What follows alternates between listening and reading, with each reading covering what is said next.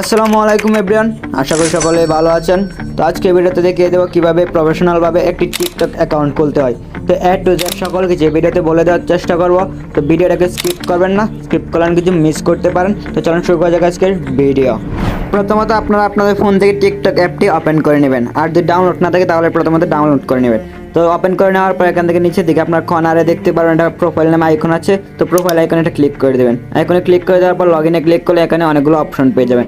এখান থেকে Facebook, Gmail দিয়ে অ্যাকাউন্ট করতে পারবেন। যেটা আমি জিমেল দিয়ে করবো তাই জিমেল সিলেক্ট করে দিলাম। আপনার যে ফেসবুক দিয়ে করতে চান তাহলে ফেসবুক সিলেক্ট করে আপনার আইডি এখান থেকে লগ ইন করে নেবেন। সিলেক্ট করে নেওয়ার পর এখান থেকে আপনার রিয়েল ডেট অফ বার্থডেটা দিতে হবে। তো এখান থেকে আপনি চাইলে রিয়েল দিতে পারেন এবং ফেক দিতে পারেন। রিয়েল দিলে আপনি কিছু সুবিধা পাবেন, পরে যদি অ্যাকাউন্টে কিছু হয় তাহলে কার্ড দিয়ে আপনি ভেরিফাই করে আবার অ্যাকাউন্ট রিকভার করে নিতে পারবেন। তাই আমি আমার রিয়েল ডেট অফ বার্থডেটা দিয়ে দিচ্ছি। আপনারা রিয়েল ডেট অফ বার্থডেটা দিয়ে দেবেন। ডেট অফ বার্থডেটা দেওয়ার পর নিচে দেখে দেখবেন কন্টিনিউ একটা অপশন আছে। তো এই কন্টিনিউ একটা ক্লিক করে দেবেন। কন্টিনিউ ক্লিক করে দেওয়ার পর এখান থেকে আপনার অ্যাকাউন্টটা নর্মালি হয়ে যাবে। তো নর্মাল মাত্র অ্যাকাউন্ট হয়েছে। এখন আপনার অ্যাকাউন্টটা প্রাইভেট বা পাবলিক করতে চাইলে পাবলিকে সিলেক্ট করে দেবেন, আর প্রাইভেট রাখতে চাইলে প্রাইভেট সিলেক্ট করে দেবেন। যেহেতু আমরা টিকটক করার জন্য বা ভিডিও আপলোড করার জন্য অ্যাকাউন্ট করতেছি, তাহলে পাবলিকটাই সিলেক্ট করে দেবো। সিলেক্ট করে দেওয়ার পর ওকেতে ক্লিক করে দেবো। ওকেতে ক্লিক করে দেওয়ার পর এখান থেকে আপনারা এগুলো পাবলিশ করে দেবেন। এখান থেকে দেখবেন কমেন্ট দেওয়া আছে, এবং কমেন্ট যদি ফ্রেন্ডস থাকে তাহলে পাবলিশ করে দেবেন, বা অনলি মি থাকলেও পাবলিশ করে দেবেন। সেখান থেকে আমি পাবলিশ সিলেক্ট করে দিলাম। পাবলিশ ক্লিক করে দেওয়ার পর এখান থেকে দেখতে পাবেন কন্টেন্ট নামে একটা অপশন আছে, এটা এভরিওয়ান করে দেবেন।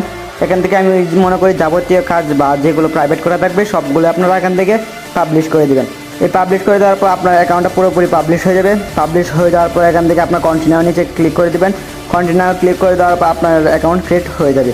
তারপর এখান থেকে আপনার অ্যাকাউন্টের নিকনেমটা দিয়ে দেবেন। তো আমি আমার অ্যাকাউন্টের নিকনেমটা দিয়ে দিচ্ছি, আপনারা আপনার মতো করে দিয়ে দেবেন। আর এখান থেকে নিকনেম কিন্তু 7 দিন পরে চেঞ্জ করতে পারবেন, তাই যে নামটা দেবেন ভালো করে দিয়ে দেবেন।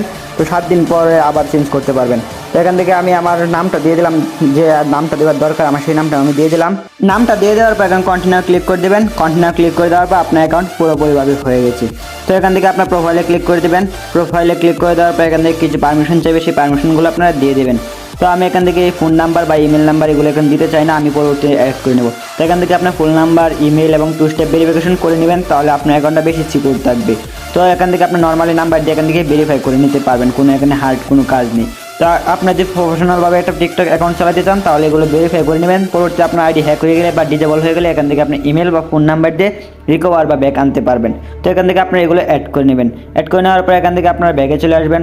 ব্যাগে আসার পর এখান থেকে আপনার প্রোফাইল, এখান থেকে আপনার পাসওয়ার্ড সিলেক্ট করতে পারেন। পাসওয়ার্ড দেওয়া হয়ে গেলে এখান থেকে আপনার প্রোফাইলে চলে আসবেন। প্রোফাইলে আসার পর উপরের দিকে দেখতে পাবেন এডিট প্রোফাইল এবং শেয়ার প্রোফাইল।